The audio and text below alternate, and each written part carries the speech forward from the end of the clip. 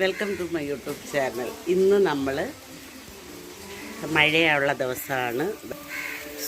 ശരിക്കും മഴ പെയ്തുകൊണ്ടിരിക്കുന്നു. ശരിക്കും വെച്ചാൽ വലിയ മഴയല്ല, എങ്കിലും കണ്ടിന്യൂസ് പെയ്തുകൊണ്ടിരിക്കുക. ഓക്കെ, അപ്പോൾ ചോറും ബാക്കി കാര്യങ്ങളെല്ലാം ആയി. ഇന്ന് ചോറിൻ്റെ കൂടെ കഴിക്കാനുള്ളൊരു നമ്മുടെ ഇവിടെ ഒരു അമ്പലമുണ്ട്, കൂനമ്പായിക്കുളം അമ്പലം. അവിടെ പോയി ഞാൻ ഇഷ്ടംപോലെ പ്രാവശ്യം അവിടെ എല്ലാ ചൊവ്വാഴ്ചയും വിളക്കുണ്ട്, നാരങ്ങ വിളക്ക്. കോവിഡ് ടൈമിൽ ഇല്ലായിരുന്നു, പക്ഷെ ഞാൻ ഗൾഫിൽ പോകുന്നതിന് മുമ്പ് ഒരുപാട് അവിടെ വിളക്കിട്ടിട്ടുണ്ട്. അതിന് ശേഷം ഞാൻ ഇട്ടിട്ടില്ല, വന്നതിന് ശേഷം ഇതുവരെ ഇട്ടിട്ടില്ല. പക്ഷേ അന്നേരമൊക്കെ നടത്തുമായിരുന്നത്, ആ പൂജ നടത്തുമായിരുന്നു. പക്ഷെ നമ്മൾ അവിടെ ഇരുന്ന് ചെയ്യിക്കാറില്ലായിരുന്നു, നമ്മൾ റെസീറ്റ് എഴുതും. അപ്പോൾ അത് പറഞ്ഞു വരുന്നതെന്ന് വെച്ചാൽ അവിടെ ഈ നാരങ്ങ വിളക്കുള്ള ദിവസം നാരങ്ങ വിളക്ക് കഴിഞ്ഞതിന് ശേഷം ഊണുണ്ട് കേട്ടോ. സദ്യ വലിയ കറികളൊന്നുമില്ല, ഒരു അച്ചാറും ഒരു സാമ്പാറും ഒരു കൂട്ടുകറി. അതായത് നമ്മുടെ ചുമന്ന പയറില്ലേ, ചുമന്ന പയറും പംകിനും ഇട്ടൊരു കറി. ഞാൻ കുറച്ച് പ്രാവശ്യം അത് വെച്ച് നോക്കിയിട്ടുണ്ട്. അപ്പോൾ ഇന്ന് ഞാനതൊന്ന് നിങ്ങൾക്ക് കാണിച്ചു തരാമെന്ന് വിചാരിച്ചു. ഭയങ്കര ആ ഒരൊറ്റ കറി മതി നമുക്ക് ചോറുണ്ണാൻ അവിടുത്തെ. അപ്പോൾ ഞാനത് ഇന്നൊന്ന് ഇവിടെ വെച്ച് നിങ്ങളെ കാണിക്കാമെന്ന് വിചാരിക്കുന്നു.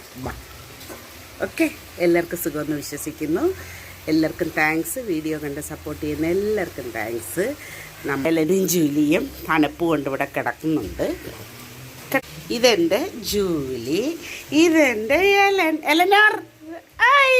അവിടെ പൊന്നോ ജൂലമ്മ, അവിടെ പൊന്നോ ഇവിടെ പോസ് ചെയ്യുന്നുണ്ട് കണ്ട.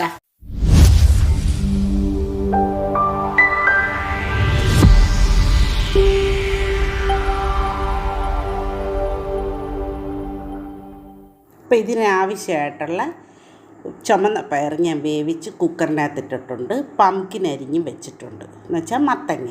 ഇത് പരുവത്തിൽ വെന്ത് കിട്ടിയിട്ടുണ്ട് നമുക്ക്.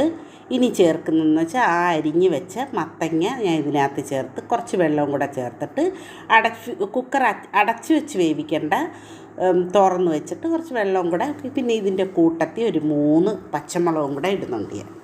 അപ്പം അത് അടുപ്പിനകത്ത് തന്നെ വേവിച്ചാൽ മതി, ഇങ്ങനെ തന്നെ. അതായത് വെയിറ്റൊന്നും ഇട്ട് കുക്കറിൽ വേവിക്കേണ്ട ആവശ്യമില്ല. പച്ചമുളക് ഇടുന്നുണ്ട് ഞാൻ.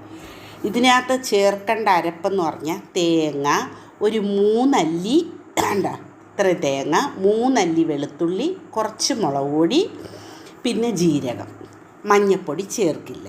അപ്പോൾ ഇതാണ് ഇത് ഞാൻ പറഞ്ഞതുപോലെ ആ അമ്പലത്തിലെയാണ് നേർച്ച.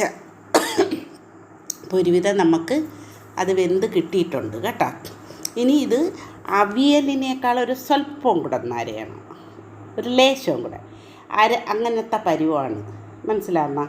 അപ്പോൾ നമ്മൾ ചേർക്കുന്ന ഐറ്റംസ് എന്തൊക്കെയാണെന്ന് പറഞ്ഞു കഴിഞ്ഞു. ജീരകം ഇത്രയും, മുളക് പൊടി, പിന്നെ ആ കാണിച്ച തേങ്ങ അത്രയും, പിന്നെ 3 അല്ലി വെളുത്തുള്ളി.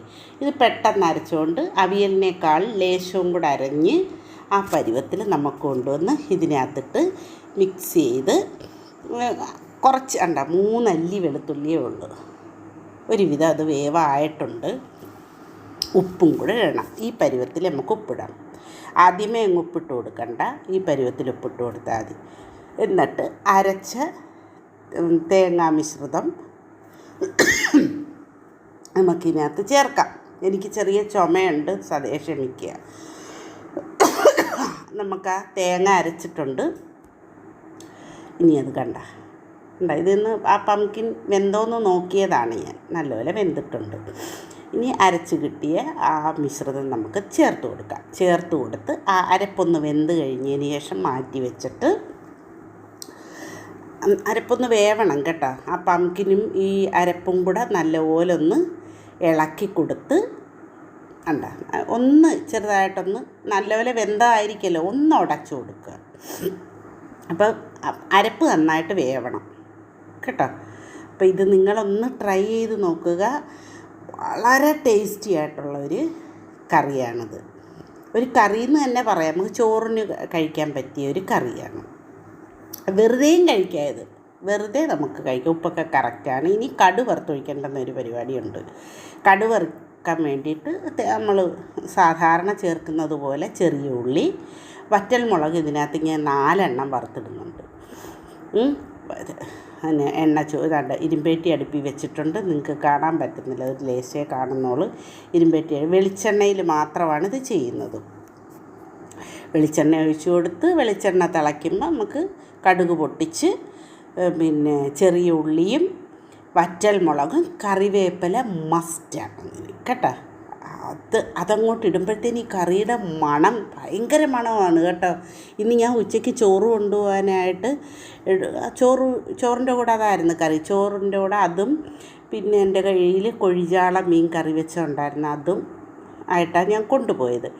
എന്നിട്ട് ആ ഉച്ചയ്ക്ക് ആ പാത്രം ഒന്ന് തുറന്നപ്പോൾ എൻ്റെ അമ്മേ എന്തോരു മണമായിരുന്നെന്നറിയാമോ, ഭയങ്കര മണമായിരുന്നു. ഞാനിത് കള്ളത്തരമല്ല പറയുന്നത്, നിങ്ങൾ ഒരു പ്രാവശ്യം നിങ്ങളൊന്ന് ചെയ്ത് അടച്ച് വെച്ചിട്ടൊന്ന് തുറക്കുമ്പോഴുള്ള മണം നമ്മളെ വല്ലാതെ കൊതിപ്പിക്കുന്ന മണമാണ്. മനസ്സിലായിരുന്നു. വറ്റൽമുളക് ഇട്ട് കൊടുക്കാൻ കടുവറുത്ത് ഉള്ളിയും ഇട്ട് കടുകിട്ട് പൊട്ടി ഉള്ളിയിട്ട് പിന്നെ വറ്റൽമുളക് 4 എണ്ണം ഞാൻ ഇടുന്നുണ്ട് കേട്ടോ. എന്നിട്ട് കറിവേപ്പിലയും കൂടെ ഇട്ട് താളിച്ചതിനകത്ത് ഒഴിക്കുക. വേണ്ട കറക്റ്റ് പരുവത്തിലത് റെഡി ആയിട്ടുണ്ട്. ഇനി അതിനകത്തോട്ട് ഒഴിക്കുക, അത് മാത്രമേ ഉള്ളൂ. ഈസി പരിപാടിയല്ലേ അത്. വേവിക്കാൻ അധികം പാടില്ലാത്തൊരു വിഭവമാണ്. നമുക്ക് പച്ചക്കറിയൊക്കെ നമുക്ക് സാമ്പാർ വെക്കാൻ മേടിക്കുമ്പോൾ എന്തായാലും അതിൻ്റെ കൂട്ടത്തിൽ പംകിൻ കാണും. അധികമൊന്നും നമ്മൾ സാമ്പാറിനകത്ത് പംകിൻ ഇടാറില്ല ഞങ്ങളിവിടെ. അപ്പോൾ എല്ലാവരും മഴ ചെറുതായിട്ട് പൊടിച്ചുകൊണ്ടിരിക്കുന്നു. വീഡിയോ കണ്ട എല്ലാവരും സപ്പോർട്ട് ചെയ്യുന്നവർക്ക് എല്ലാവർക്കും താങ്ക്സ്. ഇനി സപ്പോർട്ട് ചെയ്യാനിരിക്കുന്നവർക്ക് താങ്ക്സ്. വീഡിയോ കാണുന്നവർ സ്കിപ്പ് ചെയ്യാതെ കാണുക. ഓക്കെ, അപ്പം എല്ലാവർക്കും നല്ലൊരു ദിവസം നേരുന്നു. നമ്മുടെ വീഡിയോ കണ്ട് കൂട്ടുകാർക്കും ബന്ധുക്കൾക്കും എല്ലാവർക്കും അയച്ചു കൊടുക്കുക. എങ്ങനെയൊക്കെ നിങ്ങൾക്ക് സപ്പോർട്ട് ചെയ്യാവോ ആ രീതിയിൽ സപ്പോർട്ട് ചെയ്യുക. ബൈ.